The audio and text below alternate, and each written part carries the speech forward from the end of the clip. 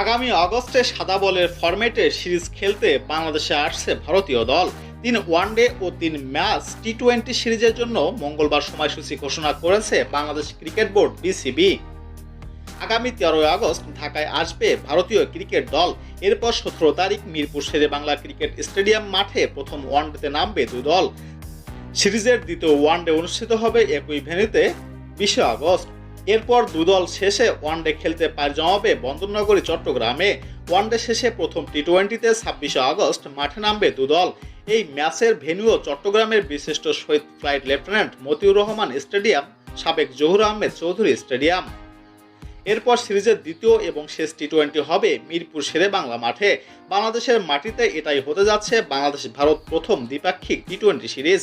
আর এই সিরিজটি বেশ জাঁকজমকপূর্ণ হবে বলে আশা করেন বিসিবি সিও নিজামুদ্দিন চৌধুরী সুজন।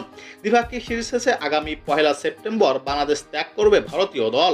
দুদেশের সিরিজের তারিখ জানা গেলেও ম্যাচ শুরুর সময় এখনও নিশ্চিত হওয়া যায়নি।